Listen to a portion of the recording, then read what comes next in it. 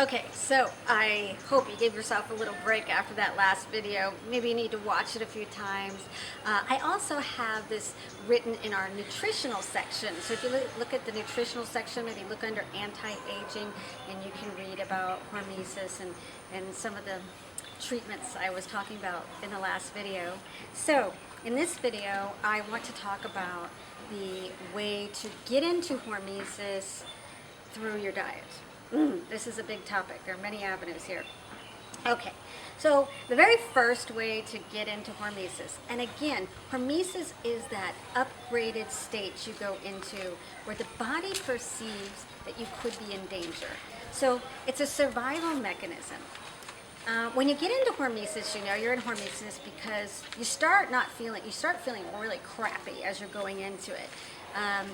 People may call this detox symptoms. I don't believe it's a detox symptom. The body is trying to alarm the hell out of you to save yourself. So, for example, the first way to get into hormesis is through caloric restriction.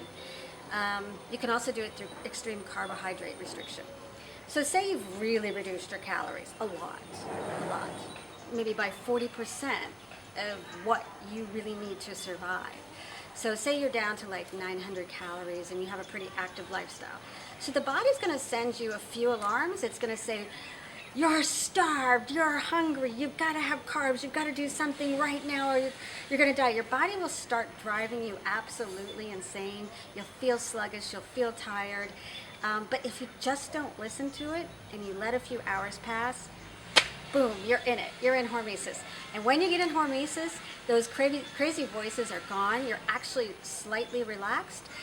As I mentioned in the last video, some of the feel-good chemicals like dopamine are produced and serotonin and also a bit of adrenaline, so you have energy. And all these chemicals are produced to make you in a perfect state to survive. If again you had too much adrenaline and you were only adrenaline, you wouldn't have the more calming aspects of your nature to help you carefully strategize your way out of a mess.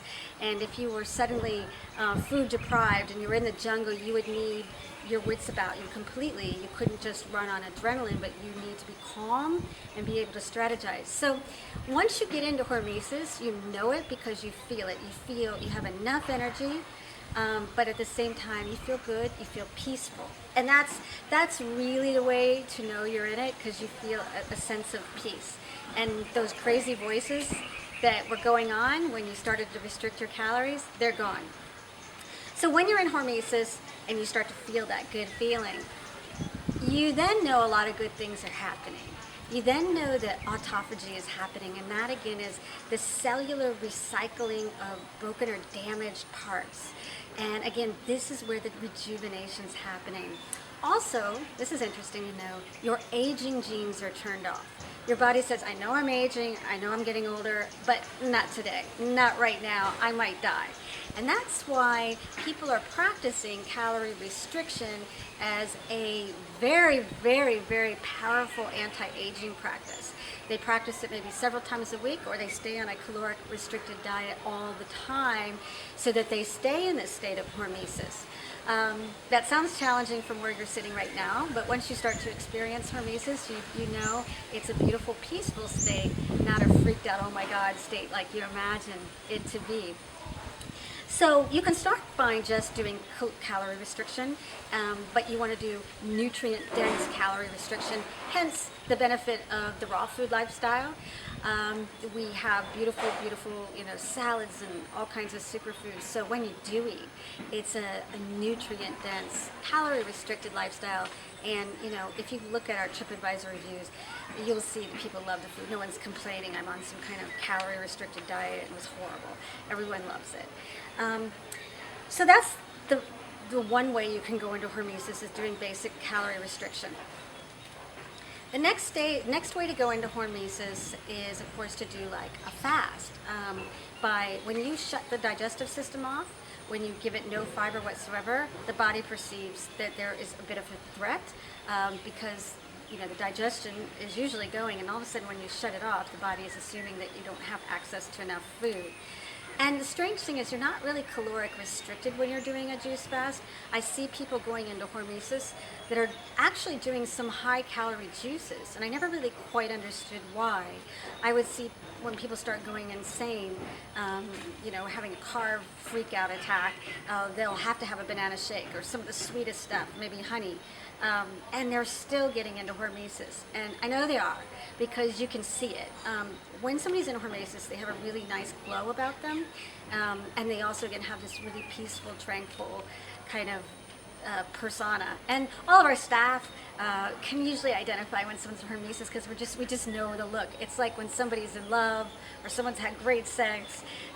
You're a little suspicious the next day because they have a beautiful glow.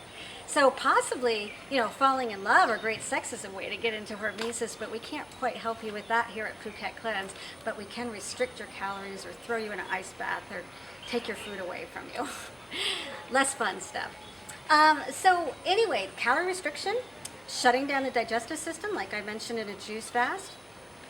The other thing that you could do is, it's like a ketogenic cleanse, that's what it's called, in that you restrict your carbs so low, very low, probably about 15 grams of carbs a day, which isn't very much, possibly 20. It's hard to know what the right number would be for you, and also reducing your proteins. And when you reduce your carbs this much, the body, which normally runs on glucose, has to run on ketones. Ketones are produced in your liver when there are not enough carbs available. So suddenly your body doesn't need the glucose or the carbs to survive. Suddenly it's working on its backup supply. What's kind of interesting about this is that you become very metabolically variable when you're in this state. Typically, it's sort of like a hybrid car. A hybrid can run on electric and it can run on gasoline. And when you go into ketosis, you can either fuel your system with ketones that your liver produces or fuel your system with glucose. Ketosis is an incredible state to be in if you want to lose weight.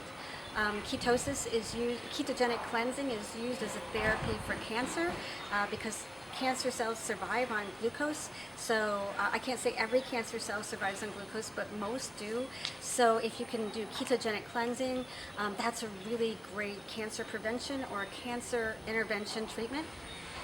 The physical ability that you'll have in ketosis, as long as you are actually in it, and you can measure that with something called a keto stick you would urinate on. When you're actually in ketosis, you have a lot of energy. Triathletes, marathoners are starting to get into ketogenic diets because they can travel really long distances without, refueling on glucose or carb fueling before they start the workout. So, you can really benefit physically in your workouts by being on a ketogenic diet. This doesn't require fasting. You could do a ketogenic fast, or you could just, eat the salads, the green salads, no fruit whatsoever.